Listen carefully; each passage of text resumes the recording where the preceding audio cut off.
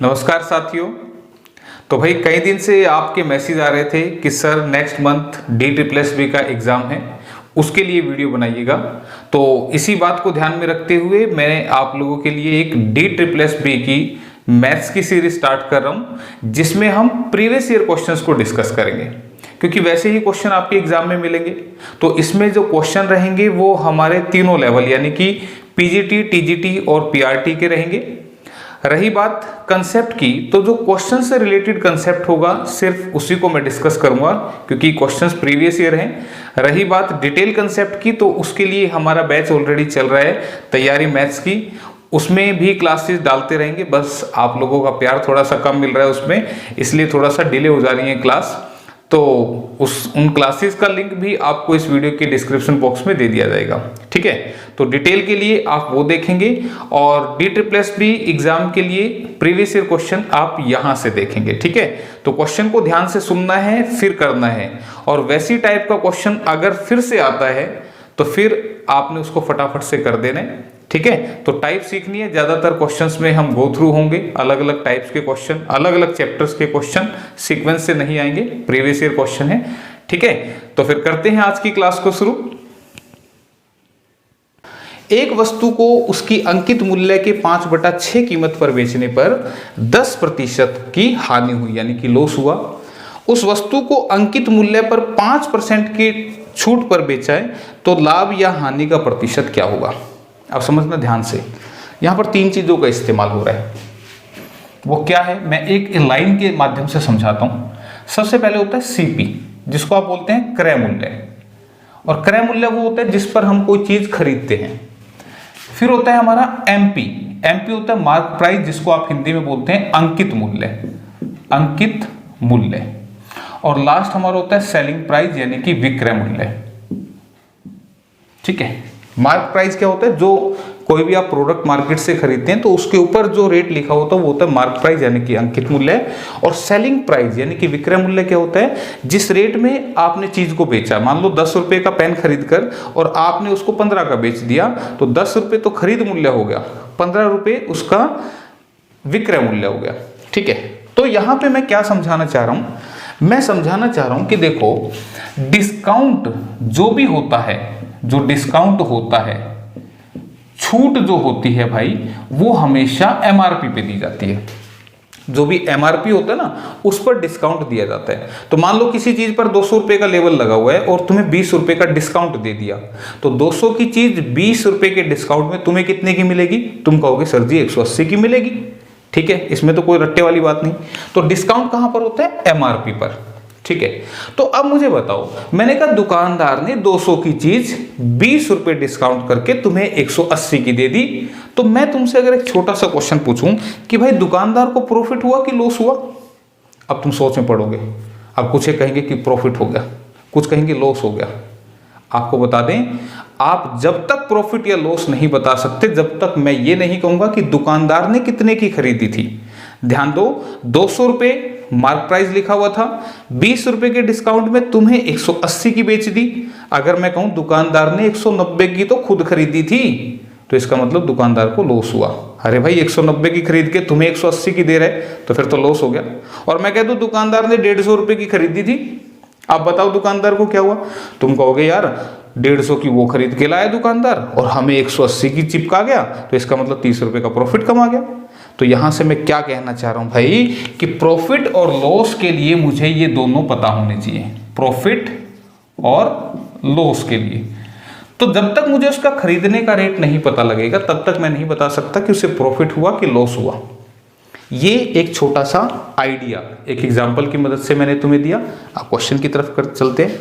उसने कहा कि एक वस्तु जो है बेची गई अंकित मूल्य के 5/6 मूल्य पर, और ऐसा करने से 10% का लॉस हुआ। तो ध्यान रखना, लॉस या प्रॉफिट हमेशा CP और SP से पता लगता है। तो अगर ये 10% लॉस की बात कर रहा है, तो मैं फिलहाल पहली लाइन को नहीं देख रहा, मैं इसकी बात करता हूं कि 10% लॉस पर अगर कोई चीज बेचता है, इसका मतलब ये हुआ उसने खरीदी है 100 की, लेट खरीदी कितने की है 100 की, और उसको लॉस हो गया 10% का, तो भाई 100 का 10% 10 ही होगा, यानी कि फिर उसने बेची कितने की 90 रुपए की। क्या ये बात समझ में आई? क्लियर है? अगर 100 रुपए का सामान, 100 का क्यों मानते हैं? क्योंकि 100 का जितना भी परसेंट बोलते हैं ना, 100 का 2% 2 ही होगा भाई, 100 का 4% 4 ही होगा, 100 का 10% 10 ही होगा। तो 100 रुपए की चीज 10% लॉस में कितने की बिकेगी? 90 रुपए की। ठीक है, यानी कि 100 का सामान 90 में 10 रुपए लॉस में बिका, वो 10% भी है। यदि उस वस्तु के अंकित मूल्य पर 5% की छूट दी जाती है तो लाभ या हानि का प्रतिशत कितना होगा? आप ध्यान दो, मुझे मार्क प्राइस पहले पता करना होगा। वो कैसे पता लगेगा? पहली लाइन में उसका क्लू दे रखा है कि एक वस्तु को अंकित मूल्य के 5/6 कीमत पर बेच दिया। अब सुनना ये बात, ये लिख रहा हूं मैं, मार्क प्राइस वस्तु का कोई ना कोई रहा होगा, इसका अगर मैं 5/6 कर दूं तो ये इसका क्या आ जाएगा? Selling price. ध्यान दो, ये लिखा है उसने, एक वस्तु को उसके अंकित मूल्य के 5/6 कीमत पर बेचने पर 10% का लॉस हुआ। तो मुझे बताओ, मार्क प्राइस का 5/6 कर दूंगा तो क्या आएगा? बिक्री का रेट आएगा। और बिक्री का रेट तो यार 90 रुपए है ना, हमने मान लिया। तो यहां पे बिक्री का रेट क्या रख दो? 90 रख दो। जैसे ही मैं इसको 90 रखूंगा तो मैं 5 से काटूंगा, 18 पे कटेगा, और मार्क प्राइस कितना आ जाएगा? 6 × 18 108। यानी कि मुझे इस पहली लाइन से मार्क प्राइस भी पता लग चुका है। अब क्या क्या चीजें पता लगी मुझे? किसी चीज का मार्क प्राइस 108 है, खरीदने का रेट 100 है, बेचने का रेट 90 है। मुझे ये तीनों फैक्टर पता लग चुके हैं। लेकिन उसने कहा कि अगर वस्तु के मार्क प्राइस पर 5% का डिस्काउंट दें, तो अब देखो भाई, तुम कैसे कहोगे? मैंने कहा 108 का सामान है, तुम मार्केट में चले गए लेने, मार्केट में चले गए, 108 का सामान था, ठीक है, तुमने लेवल देखा कितना था? 108। दुकानदार बोला भाई ले ले, कोई बात नहीं, 5% का डिस्काउंट दे दूंगा, है ना। तो तुम्हें 5% का डिस्काउंट मिल गया तो तुम्हें कितने की मिलेगी? तो तुम पता है वहां क्या करोगे? 108 का 5% निकाल लोगे ऐसे, तो तुम कहोगे 5 अट्ठे 40, 5 एकम 5 बटे में 100। तुमने कहा 5.4 रुपए की छूट दे दी दुकानदार ने। मैंने जानबूझ के इतना लिख के दिखाया भाई, ठीक है। जिनको मैथ थोड़ा ठीक ठाक आता है, इतना लिखने की आवश्यकता नहीं होती है। किसी भी नंबर को अगर मैं 10 से डिवाइड करता हूं तो वो 10% की वैल्यू आ जाती है। सुनना ही बात ध्यान से, 108 को 10 से भाग करूंगा तो 10.8, ये क्या होगा? 10% होगा। तो 5% क्या होगा? 10.8 का आधा, यानी कि 5.4। तो मैंने फिर भी लिख के दिखा दिया ताकि जिसको मैथ ही मुश्किल लगता है ना, मेरे ख्याल से मुश्किल नहीं रहनी चाहिए। तो अगर मैं कहूं कि 108 रुपए का सामान और दुकानदार कह रहा है 5.4 रुपए की छूट दूंगा, तो 108 का सामान 5.4 के डिस्काउंट पे अगर तुम लेके आए तो कितने का मिलेगा? तो तुमने कहा ये मिलेगा 102.6 रुपए का। क्या ये बात समझ में? तो तुम चले गए दुकान पे, 108 रुपए लिखा हुआ था, बोला जी 5% डिस्काउंट दे दूंगा, यानी कि इतने रुपए तुम्हें मैं छूट दे दूंगा। तो फिर तुम इतने रुपए छूट दे के सामान कितने का खरीदोगे? तुम कहोगे 102.6 का। तो अब 102.6 का तुम खरीद के लाए हो, और मेरा क्वेश्चन फिर से वही, दुकानदार को प्रॉफिट हुआ कि लॉस हुआ? तो अब जब तक मैं तुम्हें ये ना कहूं कि दुकानदार 100 का लाया था खरीद के, तुम बता ही नहीं सकते। तो तुम देखोगे 100 का वो लाया, हमें 102.6 का चिपका दिया, तो इसका मतलब हुआ दुकानदार ले गया प्रॉफिट कितने का? 2.6 रुपए का प्रॉफिट। बात आई समझ में? तो ये क्वेश्चन अच्छा था। 2.6, अच्छा अब ये परसेंटेज में पूछा था, मैंने डायरेक्ट ही लिख दिया। ऐसा इसलिए किया क्योंकि ये 100 था ना सीपी, इसलिए डायरेक्ट आ गया। वैसे परसेंटेज निकाल के दिखा देता हूं तुम्हें कि 102 ये सेलिंग प्राइस है आफ्टर 5% डिस्काउंट, 5% छूट के बाद सेलिंग प्राइस ये हो गया। 100 रुपए का सामान था, 102.6। तो अगर वो आपसे पूछे ना परसेंट प्रॉफिट या लॉस, तो इसका फार्मूला होता है भाई, परसेंटेज प्रॉफिट होता है प्रॉफिट अपॉन में सीपी इनटू में 100, यानी कि लाभ बटे में क्रय मूल्य गुणा में 100। ठीक है भाई। तो अब देखो इस फार्मूले से भी लिख के दिखा देता हूं। 100 रुपए खरीद रेट है और छूट के बाद 102.6 बिक्री का रेट है, तो 100 और 102.6, तो प्रॉफिट कितना हो गया? 2.6 बटे में सीपी कितना है? 100 इनटू में 100। तो परसेंटेज के लिए 100 लगाया था, तो 2.6% आंसर आएगा, जिसको मैंने डायरेक्टली बता दिया था। ये रुपए में लिखें या परसेंटेज में लिखें? ठीक है, तो ध्यान रखना भाई, ये 100 बेस है ना, जब तक ये 100 है ना तो 100 से कुछ भी कंपेयर करेंगे वो इजीली डायरेक्टली कंपेयर हो जाता है। तो 100 की चीज 102.6 में बेची तो 2.6 रुपए का प्रॉफिट था, लेकिन परसेंटेज में पूछा था तो मैंने पहले रुपए लिख दिया था, लेकिन मैंने परसेंट भी बना के दिखा दिया। ठीक है भाई, तो इसमें टेंशन नहीं लेनी। तो आंसर समझ में आया होगा, और फिर भी दिक्कत आए तो क्वेश्चन एक बार दोबारा देख लेना भाई, अच्छा क्वेश्चन है इसलिए बोल रहा हूँ। तो इसी के साथ नेक्स्ट क्वेश्चन की तरफ बढ़ चलते हैं। तो देखो सारे चैप्टर्स के क्वेश्चन आ रहे हैं, तो टाइप्स याद रखना, थोड़ा थोड़ा बेसिक्स भी बता रहा हूँ। और जितने क्वेश्चंस में से निकल गए ना हम एग्जाम से पहले, इसका मतलब इतनी टाइप्स पे आपकी कमांड हो जाएंगी, और कोशिश करूंगा कि मैं कवर करवाऊं ज़्यादा से ज़्यादा। एक धनराशि को 3 वर्ष के लिए साधारण ब्याज की दर से उधार दिया गया, यदि इसे 2% अधिक दर पर दिया होता तो इससे 366 रुपये अधिक प्राप्त होते। धनराशि ज्ञात कीजिए। आपको बता दूं बिना लिखे क्वेश्चन करने का है, पर थोड़ा सा समझाना भी तो है। देखो कैसे समझाना है। साधारण ब्याज जो होता है ना, आपने याद है स्कूल लेवल में कैसे पढ़ा था, माना मूलधन 100 रुपये, let principal equal to 100 rupees, ऐसे मानते थे ना। ये माना मूलधन कितना, 100 रुपये, ऐसे मानते थे। ये क्यों मानते थे भाई, ये इसलिए मानते थे कि अगर मेरा दर यानी कि रेट 10% है, ऐसा मान रहा हूं, ये अभी इसको छोड़ दो, यहां पे सुनो मेरी बात, कि लेट प्रिंसिपल 100 रुपये, माना मूलधन 100 रुपये, तो अगर दर 10% है तो ब्याज कितना होगा, साधारण ब्याज कितना होगा, तो तुम कहोगे इस 100 का 10% कितना, 10 रुपये है ना। तो आपको बता दूं ये 100 इसीलिए मानते थे कि जो भी दर होगी ना उतना ही ब्याज बन जाएगा। ठीक है, अब थोड़ा सा प्रैक्टिकल बात भी करता हूं। प्रैक्टिकल कैसे, जैसे आपने सुना होगा रोजमर्रा की लाइफ में हम ऐसे बोलते हैं कि यार मेरे को ना पैसे की जरूरत पड़ गई और मैंने 2 रुपये सैकड़ा पर जो है वो पैसा उठाया है, ब्याज पे पैसा उठाया 2 रुपये सैकड़ा पे। तो 2 रुपये सैकड़ा का मतलब क्या हुआ कि 100 रुपये का 2 रुपये ब्याज।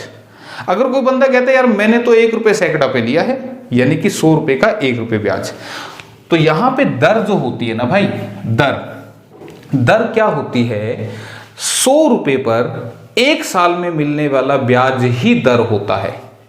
फिर से सुनो इस बात को, मैंने क्या बोला, 10% क्या होता है, 10/100, तो ये होता है आपका प्रिंसिपल और ये होता है ब्याज। तो मैंने क्या बोला दर के बारे में कि दर क्या होता है। अब इसको प्रैक्टिकल बोलूंगा क्या कि यार मेरे को पैसे की जरूरत पड़ गई थी, मैंने 10 रुपये सैकड़ा पे पैसा ले लिया, 10 रुपये सैकड़ा, यानी कि 100 रुपये का मुझे 10 रुपये ब्याज देना पड़ेगा 1 साल में। ये 1 साल का है, ठीक है, ध्यान दो, यहां पर ये वार्षिक दर होती है, ठीक है, एनुअल है। तो अब यहां से मैंने सिर्फ ये समझाया कि दर जो है वो 100 रुपये पर 1 साल में मिलने वाला ब्याज होता है, जिसे हम दर कहते हैं। तो अब तुम छोटी सी बात का जवाब देना, अगर दर मेरा 10% है तो इसका मतलब मुझे 100 रुपये का 10 रुपये ब्याज देना पड़ेगा 1 साल में। अगर दर 2% बढ़ा दी जाए तो नई दर क्या बनेगी, 10 + 2 यानी कि 12%। तो इसके हिसाब से 100 रुपये का 10 रुपये ब्याज और इसके हिसाब से 100 रुपये का 12 रुपये ब्याज। तो मुझे बताओ ब्याज में कितने रुपए का फर्क आया, 2 रुपये का फर्क आया, 2 रुपये का या 2% का ऐसा फर्क आया ना। तो मैं क्या समझाना चाह रहा हूं तुम्हें, मैं सिर्फ इतनी बात समझाना चाह रहा हूं कि अगर दर 2% ज्यादा हो जाएगी तो ब्याज 2 रुपये बढ़ जाएगा। समझ में आ रही बात, रुपए की टर्म्स में बता रहा हूं, परसेंटेज की टर्म्स में होता है वैसे ये, लेकिन रुपए की टर्म्स में समझा रहा हूं ताकि आसानी से समझा जाए। अगर 10% दर है तो इसका मतलब 100 रुपये का 10 रुपये ब्याज बनेगा 1 साल का, और दर अगर 12% कर दी जाए तो फिर 100 रुपये का 12 रुपये ब्याज बनेगा 1 साल का। तो 1 साल में ब्याज कितना बढ़ा दर बढ़ने से, तो तुम कहोगे 2 रुपये बढ़ गया, ठीक है। तो बस यही देखना था कि अगर दर 2% बढ़ा दी जाए तो 2 रुपये ब्याज बढ़ जाएगा 1 साल का, लेकिन पैसा तो 3 साल के लिए लिया था, यानी कि 6 रुपये ब्याज बढ़ जाएगा 3 साल का। देखो 3 साल के लिए साधारण ब्याज की दर से उधार दिया, अगर 2% अधिक दर पे देते। तो सीधी सी बात है, 2% अधिक दर का मतलब 2% ब्याज बढ़ गया 1 साल का, तो 3 साल का 6% बढ़ गया। लेकिन किसी को परसेंटेज अच्छा नहीं लगता, तो भाई कोई बात नहीं भाई, 2 रुपये दर बढ़ने से ब्याज बढ़ा 2 रुपये 1 साल में, तो 3 साल में बढ़ गया 6 रुपये, और यही 6 रुपये बढ़ने की वजह से 366 रुपये ब्याज हमें ज्यादा मिल रहा है। तो 6 की वैल्यू 366, तो 100 की वैल्यू, क्योंकि प्रिंसिपल ही निकालना है तो 100 की निकालनी होती है, तो 366 बटे में 6 और गुणा में 100, तो 6100 रुपये। तो देखो क्वेश्चन बिल्कुल आसान था, लेकिन मैंने कहा कि बेसिक में नहीं पढ़ा रहा हूं, तो फिर चीज़ों को समझाने के लिए इतना लिखना पड़ा। तो ऐसा क्वेश्चन अगर आएगा तो बस ऐसे कर देना, और अगर यहाँ पर दर 2% घटा दी जाए तो फिर क्या होगा, फिर ब्याज घट जाएगा और क्या होगा, ठीक है। तो उससे कंफ्यूज नहीं होना, तरीका सेम रहेगा। 2% दर बढ़ने से ब्याज भी 2 रुपये बढ़ जाएगा, ऐसे सीख लो। तो 2 रुपये ब्याज बढ़ेगा 1 साल में, तो फिर जितना भी टाइम हो मल्टीप्लाई करो, तो 3 साल में बढ़ेगा 6 रुपये। 6 की वैल्यू 366, 100 की वैल्यू निकालनी है, तो 6100। ऑप्शन नंबर 1 और 4 दो में लिखा हो भाई, बाई चांस मिसप्रिंट है कोई बात नहीं, 1 और 4 दोनों आंसर हो सकती हैं। तो आंसर समझना था हमने। तो अगले क्वेश्चन की तरफ रुख करते हैं इसी के साथ।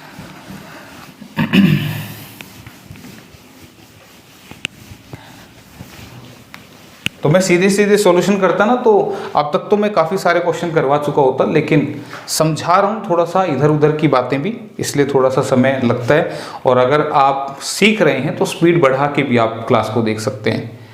निम्नलिखित भिन्नों में से सबसे बड़ी भिन्न ज्ञात कीजिए। आपने इनमें से बड़ा फ्रैक्शन छांटना है। तो एक बार लुकआउट करते हैं। 27 को 14 से भाग करेंगे, 14 एकम 14, 1 पे चलेगा भाई, 14 एकम 14, 2 पे तो 14 दूनी 28, ज़्यादा चला जाएगा, तो 1 पॉइंट कुछ आंसर आएगा इसका। 9 एकम 9, इसका भी 1 पॉइंट कुछ आएगा। 12 दूनी 24, इसका 2 पॉइंट कुछ आएगा। ध्यान दो, मैं सीधा सा भाग करके देख रहा हूँ ना, इतना तो मन में कर सकते हैं। 11 दूनी 22, इसका भी 2 पॉइंट कुछ आएगा। तो ध्यान रखना 1 और 2 तो आंसर नहीं होंगे। क्यों? क्योंकि अगर मैं इनको सोल्व करता हूं तो ये 1 पॉइंट कुछ आंसर आएगा, इसका भी 1 पॉइंट कुछ आएगा, लेकिन हमें बड़ी भिन्न देखनी है। तो मुकाबला किस में है, जंग किस में है? ऑप्शन 3 और 4 में। तो 25/12 और दूसरा ऑप्शन है हमारा 23/11। तो इनमें से हमने देखना है बड़ा कौन सा है। तो एक तरीका तो ये कि तुम इसको सोल्व कर लो। सोल्व कैसे भाई? 25 को 12 से भाग करो और देखो कि क्या रिजल्ट आएगा, ठीक है। इसी तरह से इसको, तो एक तरीका तो है ये, और दूसरा तरीका क्या है? आर पार की लड़ाई। दूसरा तरीका है आर पार की लड़ाई, यानी कि हम क्या कर दें, इसको क्रॉस में मल्टीप्लाई कर दें। तो दो फ्रैक्शंस में से कौन सा बड़ा है या कौन सा छोटा है, उसके लिए हम आर पार से चेक कर सकते हैं। तो 25 गुणा 11, तो 25 की गुणा 11 से करेंगे तो 5 7 2 275 आएगा। अब तुम्हें लगेगा सर आपने इतनी फास्ट कैसे की? तो समझा देता हूं भाई, मैं सब कुछ बता रहा हूं, ठीक है, कैसे मैंने फास्ट किया। जब भी इसकी मल्टीप्लाई 11 से हो रही है तो सबसे पहले 5 लिखना। देखो 25 गुणा 11 हुआ ना, तो रटने वाली बात नहीं है। तुम कैसे करोगे? ऐसे ही करोगे ना, यही तो तरीका है इसका। तो सबसे पहले तुमने 5 को लिखना है, सबसे पहले इस 5 को लिखना है। सेकंड स्टेप पे तुमने दोनों को ऐड करना है। किसको? इन दोनों को। तो 2 और 5 कितना बनेगा? 7। और लास्ट स्टेप में इस फर्स्ट वाले नंबर को लिखना है, तो 2 को एज इट इज, ठीक है। तो मैंने कैसे किया पता लग गया, ठीक है। सबसे पहले ये लिखा, फिर दोनों को ऐड किया, हासिल आता तो अगले में ऐड हो जाता और लास्ट में 2। अब 12 गुना 23 करेंगे तो 12 तिया 36, 12 दूनी 24 और 3 27, तो 276, ठीक है। 12 की 23 से गुना करिए भाई, ये मत बोलना, इसमें ट्रिक नहीं है, ये करके देखना पड़ेगा। तो मुझे बताओ ये बड़ा कि ये बड़ा? तुमने कहा ये बड़ा, तो इसका मतलब ये है हमारा आंसर। ये है छोटा, ये है बड़ा। तो 23/11 ऑप्शन नंबर 4 हो गया। चले आगे बढ़ते चलते हैं, नेक्स्ट क्वेश्चन की तरफ बढ़े चलो। क्या कह रहे हैं, ध्यान से देखो क्या है। दिए गए रेखा ग्राफ विभिन्न महीनों के अरविंद के व्यय और बचत को दर्शाता है। मतलब अरविंद कोई बंदा है जिसका इसमें खर्च और सेविंग, ये लिखा भी है नीचे देखो, उसका व्यय मतलब खर्च और बचत मतलब सेविंग, यानी कि एक्सपेंडिचर और सेविंग उसका दिखा रखा है। और आप ये लिखा भी है यहाँ पे कि जो इनकम है वो कैसे बनेगी, अगर मैं खर्चा और बचत दोनों को ऐड करूंगा तो वो इनकम बन जाएगी। सिंपल सी बात है। मैंने कहा मैंने 80 रुपये खर्च दिए और 20 बचा लिए, तो फिर मेरी इनकम कितनी हुई, 80 + 20 यानी कि 100। ठीक है, तो इस तरीके से यहाँ लिखा हुआ है।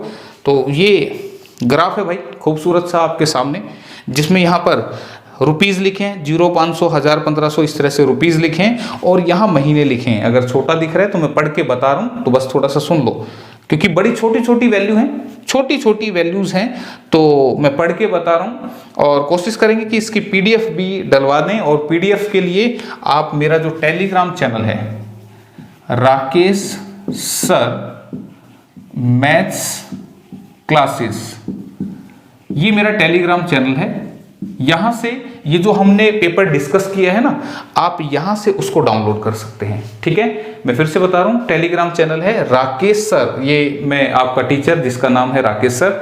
ठीक है, मैथ्स मेरा सब्जेक्ट है, क्लास में आपको टीच कर रहा हूँ, तो Rakesh sir maths classes PDF। अगर आप टेलीग्राम पे जाके ऐसा लिखेंगे तो मेरा चैनल आएगा, जहां पर आपको ये क्लास की PDF जो है मिल जाएगी।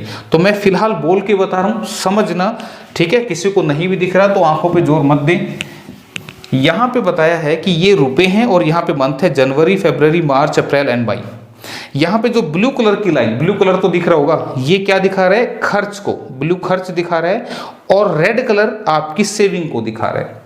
ठीक है, तो आप क्वेश्चन की तरफ बढ़ चलते हैं। क्वेश्चन क्या है कि अरविंद की फरवरी, अरविंद की फरवरी यानी कि फरवरी, मार्च, और तीसरा क्या है मई यानी कि मई। ठीक है, अरविंद की फरवरी, मार्च और मई की आय का एवरेज कितना होगा।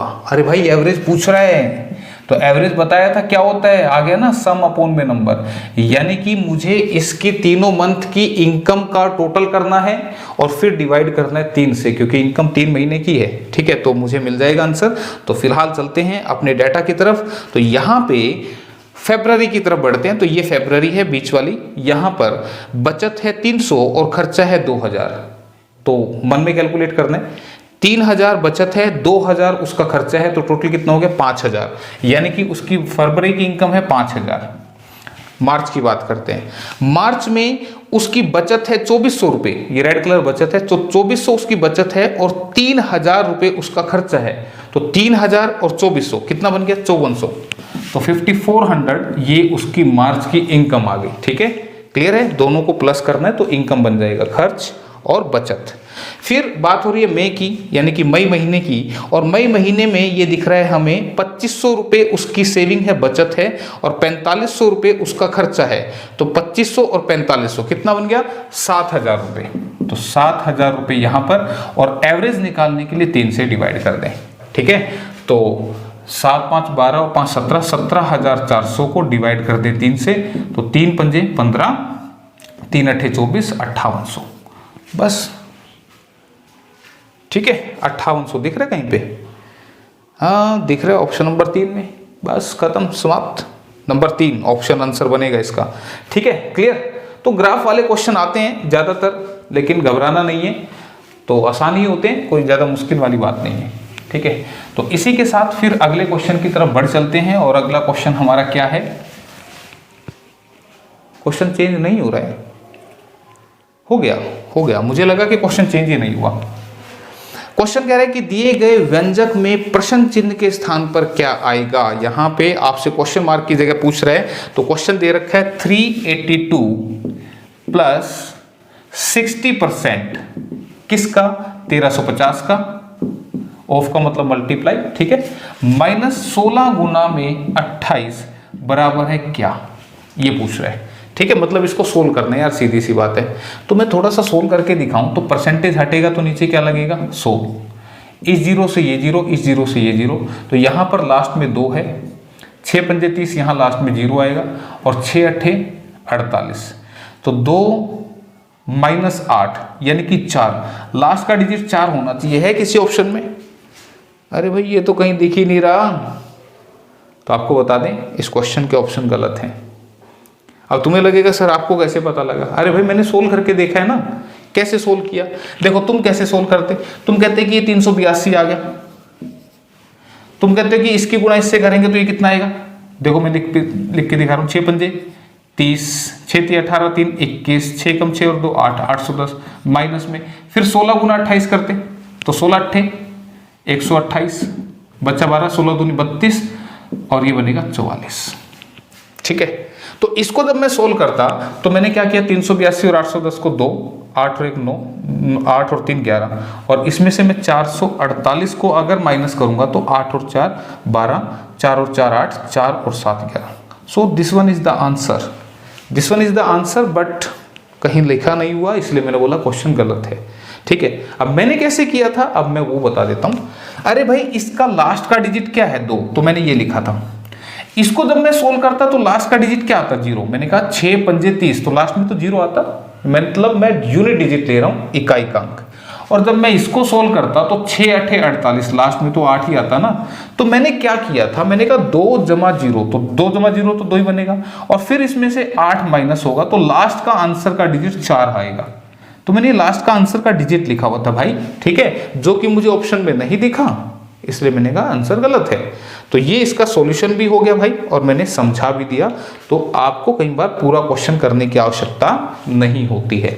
ठीक है, तो कोई बात नहीं, गलत भले ही हो, तरीका तो पता लग गया ना, काहे की टेंशन, टेंशन नहीं लेना भाई, दिमाग से, ठंडे दिमाग से पढ़ना है। क्वेश्चन देखो क्या कह रहे हैं, निम्न प्रश्न में प्रश्न चिन्ह के स्थान पर क्या मान आएगा, यानी कि इसको सोल्व करना है। और ध्यान दे यहाँ पर ये क्यूब रूट है, छोटा सा लिखा हुआ है, नहीं दिख रहा तो कोई बात नहीं, मैं लिख देता हूं 512 का क्यूब रूट, ये 3 ऐसे लिखा हुआ है, माइनस 1000 का क्यूब रूट, और माइनस नहीं प्लस 729 का क्यूब रूट। क्यूब रूट जिसे आप बोलते हैं घनमूल। तो देखो भाई, जिसको क्यूब रूट याद है ना, उसके लिए तो सेकंडों का क्वेश्चन है। कैसे, 512 का क्यूब रूट होता है 8, 1000 का होता है 10, और 729 का होता है 9। तो 8 और 9 17, 17 में से 10 गए तो 7, आंसर है 7, ऑप्शन नंबर 1। खत्म, इतनी सी देर लगनी थी। तो मैं आपको बता दूं भाई, आप किसी को अगर ये नहीं आते हैं तो पहली बात तो क्यूब रूट होता क्या है, 125 का क्यूब रूट। तो क्यूब रूट मतलब ये जो नंबर यहां लिखा गया है, ये बता रहा है कि अंदर वाले नंबर के ना टुकड़े कर दो, और ऐसे टुकड़े कर दो कि ये 3 इक्वल टुकड़ों में टूट जाए। तो भाई ये बता रहा है कि 3 इक्वल टुकड़ों में, तो इसका आंसर कितना बनेगा, इनमें से एक को बाहर लिखेंगे, आंसर आ जाएगा। तो 125 का क्यूब रूट कितना होता है, 5 होता है। तो अगर आपको ये याद है, कैसे, आपने क्यूब याद रखने, क्यूब रूट उसका उल्टा होता है। कैसे, देखो 1 का क्यूब, 1 का क्यूब यानी कि 1 इंटू 1 इंटू 1 कितना होगा 1। 2 का क्यूब यानी कि 2 इंटू 2 इंटू 2 यानी कि 8। 3 का क्यूब 3 इंटू 3 इंटू 3 यानी कि 27। तो भाई किसी भी नंबर की पावर 3 वो देगी आपको क्यूब यानी कि घन, यानी कि जितनी पावर उतनी बार बेस मल्टीप्लाई। देखो जितनी पावर उतनी बार बेस। तो इसी तरह से 4 का क्यूब कितना होगा 64, 5 का क्यूब कितना होगा 125। ठीक है, सिमिलरली 6 का क्यूब कितना होगा 216, 7 का क्यूब कितना होगा 343, 7 गुना 7 गुना 7 करके मिला है। 8 का क्यूब कितना होगा 512, 9 का क्यूब 729, 10 का क्यूब 1000, याद कर लेना ये। 11 का क्यूब 1331, 12 का क्यूब 1728, 13 का क्यूब 2197। ठीक है, तो यहां तक के याद कर लेना। अगर आगे भी कहोगे तो मैं लिख देता हूं, 14 का क्यूब 2744, और 15 का 3125 होता है। ठीक है, क्लियर है, तो ये याद कर लेने आपने। ये 15 का 3325 होता है भाई। ठीक है भाई, तो ये कर लेना। 3375, 25 नहीं बनेगा 75 बनेगा। ठीक है, 225 और 15 737, हाँ 3375 बनेगा। ठीक है, तो ये कर लेना, और ज्यादा नहीं याद हो तो यार यहां तक तो जरूर कर लेना। ठीक है, तो यहां तक अगर आपने याद कर लिए तो देखो, अगर 1 का क्यूब 1 है तो इसका क्यूब रूट 1 बनेगा। देखो कैसे, मैं क्या बोल रहा हूं यहाँ पे, 2 का क्यूब 8 है तो 8 का क्यूब रूट बनेगा 2। 3 का क्यूब 27 है तो 27 का क्यूब रूट बनेगा 3, मतलब उल्टा होगा। कहां पे, देखो 512, 8 का क्यूब 512 है तो 512 का क्यूब रूट बनेगा 8, इसलिए मैंने इसका आंसर 8 लिखा था। 1000 का मैंने सीधा लिखा था यहाँ पे 10, और 729 का मैंने सीधा लिखा था 9। तो जिसको ये याद है वो फास्ट कर सकता है, तो ये याद कर लेना भाई। ठीक है, तो इसके लिए जो हमारा आंसर था वो बड़ा फास्ट हो जाएगा। तो मैं अगला क्वेश्चन लगा देता हूं तब तक। अब ये तो एक बेहतरीन क्वेश्चन है भाई, ठीक है। बेहतरीन कैसे है, इसके लिए आपको रेशो का ज्ञान होना चाहिए, थोड़ा सा अनुपात समानुपात का। तो ये एक बेहतरीन सा क्वेश्चन है, देख लेते हैं। बेहतरीन है तो कोई बात नहीं, कोशिश करूंगा समझा दूं आपको। एक व्यक्ति ने अपने तीन पुत्रों ए बी सी के बीच में 1260 सिक्कों को क्रम से 2:3:4 के अनुपात में वितरित करने का फैसला किया, लेकिन गलती से उसने सिक्कों को 2:3x के अनुपात में वितरित कर दिया। तो इस तरह से सी को उन सिक्कों से 200 कम मिले, तो उसे जो मिलने वाले थे, तो x की वैल्यू पूछ रहे हैं। देखो क्या बोल रहे हैं कि एक व्यक्ति है जिसके तीन पुत्र हैं ए, बी और सी, और इसने कहा कि मैं इनको 2:3:4 में 1260 सिक्के बांटूंगा। कितने सिक्के बांटूंगा? 1260 कॉइन, ठीक है, क्लियर है। तो देखो इसका मतलब क्या है कि अगर ए बी सी को सिक्के बांटने हैं तो जो भी सिक्के हमारे पास हैं 1260, उसमें से 2 हिस्से ए को देने हैं, 3 हिस्से बी को देने हैं और 4 हिस्से सी को देने हैं। क्लियर है? यानी कि मैं कह सकता हूं 2, 3, 5 और 4 9 हिस्सों में इस 1260 सिक्कों को बांटा गया। तो अगर 9 हिस्सों में इसको बांट रहा हूं तो एक हिस्सा किसके बराबर आएगा? तो तुम कहोगे 9 एकम 9, 9 चौके 36, 140। एक हिस्सा किसके बराबर है? 140 के बराबर। तो भाई इसको 140 गुना करूंगा तो 14 चौके 56, 560 सिक्के ये भाई साहब ले गए हैं। इसको भी 140 करेंगे तो 14 तिये 42, 420 बी ले गया, और 140 गुना करेंगे तो 280 ये ले गया। इस बात में कोई दिक्कत भाई? तुम्हें कोई दिक्कत नहीं होनी चाहिए। यानी कि यहां से सी को कितने मिल रहे हैं? 560 सिक्के, जो कि सही है। लेकिन बंदे से गलती हुई भाई, गलती तो सबसे हो सकती है, इंसान से ही गलतियां होती हैं। तो गलती की वजह से क्या हुआ कि उसने ए बी सी को जो बांट दिए वो कितने बांट दिए? 2:3:x में, और x जो बांटा, यानी कि ये जो है गलती की वजह से उसको 560 की बजाय 200 कम मिले, 560 की बजाय 200 कम मिले, तो इसका मतलब उसको 360 मिले। क्यों भाई? क्या ये बात समझ में आ रही है? उसको कितने मिले? 360 मिले। क्या हो गए? 200 कम हो गए। तो एक बात देखो यार, तुम थोड़ा सा दिमाग से सोच के देखो, 560 की बजाय उसको 360 मिले, यानी कि 200 कम मिले। तो ये जो 200 कम थे ये किसके पास पहुंच गए? ये ए और बी के पास पहुंच गए। ए और बी के पास पहुंच गए। तो मैं पूछूं तुमसे कि ए और बी के पास क्या पहुंचा? तो तुम कहोगे देखो इनके पास तो ये जाना चाहिए था, यानी कि ये बन गया हमारा 0, 8 और 2 10, 4 2 6 और 1 7। ये इनके पास 700 कॉइन पहुंचने थे, लेकिन गलती हुई जिसकी वजह से 700 नहीं, ये 200 जो इसके कम हुए ना, ये 200 इनको मिल गए। तो 200 इनको मिल गए, तो इसका मतलब इनके पास 900 कॉइन पहुंच गए। क्या ये बात समझ में आ रही है? ये बात कर रहा हूं मैं किसकी? ए और बी की कंबाइंड बात कर रहा हूं। तो ध्यान रखना, ये जो बात मैंने अब समझाई है यहीं से आंसर आएगा। कैसे आएगा? तुम मुझे बताओ, यहां से इनके पास पहुंचने चाहिए थे सही, अगर हम इनको टोटल करेंगे तो ये कितने पहुंचने चाहिए थे? 700 कॉइन, लेकिन इसको 200 कम दिए, यानी कि ये जो गलती है ये 200 कम दिए गए, यानी कि 200 फिर उसने किसको दे दिए? इनको दे दिए। तो 700 तो इनके पास थे, लेकिन 200 गलती से और आ गए, तो इनके पास 900 पहुंच गए। और 900 जो है भाई वो 5 रेशो की वैल्यू नहीं है क्या? 2 हिस्से ये, 3 हिस्से ये, तो ये 5 हिस्से 900 के बराबर हैं। तो 5 हिस्से 900 के बराबर है, तो एक हिस्सा किसके बराबर होगा? तो तुमने कहा एक हिस्सा तो फिर 180 के बराबर होगा। यानी कि ये जो x है इसकी मल्टीप्लाई 180 से कर दूंगा तब ये बना होगा। तो x कितना लेना चाहिए मुझे? यही आंसर है। अरे भाई मैं x को ऐसा क्या ले लूं कि 180 से गुणा करके 360 बन जाए? तो इसका मतलब x को 2 ले लो, बस हो गया काम, खत्म कहानी। ठीक है, तो ये करना था आपने। तो ध्यान से रेशियो का डील कर रहे थे हम यहाँ पर। तो इनके 200 जो है वो इनके पास पहुंच गए, और ये फिर कितने, देखो देखो यहाँ पे मैंने निकाली थी ना एक रेशियो की वैल्यू, 1260 को 9 हिस्सों में बांटा था, तो 140 का एक हिस्सा आया था। तो फिर सभी वैल्यूज कैसे निकलती हैं? एक हिस्सा 140 के बराबर है, तो ये 560, ये 420 और ये 280। तो एक हिस्से की वैल्यू निकाल के हम ऐसे कर सकते हैं। सिमिलरली यहां पर ये 5 हिस्से 900 के बराबर थे, तो एक हिस्सा 180 के बराबर हुआ। तो यहां मैंने किसको 180 से मल्टीप्लाई करूं कि ये 360 बन जाए? तो तुमने कहा यहाँ 2 रख दो, 2 गुना 180 360। इसका मतलब x की वैल्यू 2 है, ऑप्शन नंबर 3 में लिखा हुआ है। ठीक है, तो रेशियो का कंसेप्ट था भाई। ठीक, क्वेश्चन ठीक ठाक था। और इसी के साथ क्वेश्चन नंबर 20 आ चुका है, जो कि हमारे कॉमन सेक्शन का लास्ट क्वेश्चन है। तो आज की क्लास में हमने कोशिश की है कि क्वेश्चंस को थोड़ा सा ज़्यादा करें। ठीक है, तो क्वेश्चन क्या है देख लेते हैं एक बार, कि निम्न तालिका को ध्यान से पढ़कर इसके आधार पर निम्न प्रश्न का उत्तर दीजिए।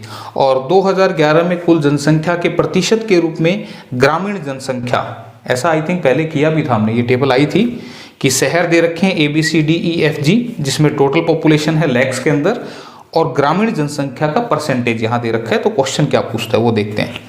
वर्ष 2011 में शहर G एवं शहर F की ग्रामीण जनसंख्या के बीच में कितना डिफरेंस था, ये आपसे पूछ रहा है। वो पूछ रहा है G और F की जनसंख्या का डिफरेंस, यानी कि उनके बीच में कितना गैप था रूरल पॉपुलेशन का। तो चलते हैं टेबल की तरफ। तो भाई G की बात करते हैं। G है 22.2, दिस इज 22.2 लाख। ठीक है, और इसका 15% कर दूंगा, 15% ऐसे करूंगा ना, तो इसका 15% कर दूंगा भाई, तो फिर पॉपुलेशन आ जाएगी G की। ठीक है, तो कर लेते हैं भाई, पॉइंट हटा दो, कितना बना, ये बन गया। तो 5 दिए 15, 5 दूनी 10 और 2 से कटा 1 1 1। ठीक है, तो कितना बन गया, और बटे में 100 भी है भाई, तो ये बन गया 3.33। ये सोल्व हो गया भाई। ठीक है, G वाला सोल्व हो गया हमारा, F वाला भी सोल्व करना अभी। फिर देखो क्या कह रहे हैं, F की तरफ चलते हैं। F की कुल जनसंख्या कितनी है, 28.2 लाख, 28.2 लाख। और इसका कितने परसेंट भाई, 20%। तो 20% ऐसे होता है ना। तो इसको भाग करेंगे तो कितना बनेगा, देखो 5 पंजे 25, 3 बच गया पॉइंट, 5 6 के 30। ठीक है, 500 के 20, यही आ रहा है क्या, इतना ही आ रहा है आई थिंक। 5 से काटेंगे ना इसको, 5 पंजे 25 बचेगा 32, 5 6 के 30 बचा 2, 500 के 20। ठीक है, इतना लाख यहाँ आया और इतना लाख यहाँ आया, और उनका दोनों का डिफरेंस पूछ रहा था। तो भाई 5.64 लाख में से 3.33 लाख को माइनस करना नहीं आएगा क्या, आएगा, और आएगा तो फिर आंसर भी आ जाएगा। 2.31 लाख कहाँ दिखा है भाई, देखो लिखा है कहीं, ऑप्शन 4 में लिखा है 2.31 लाख, बस खत्म।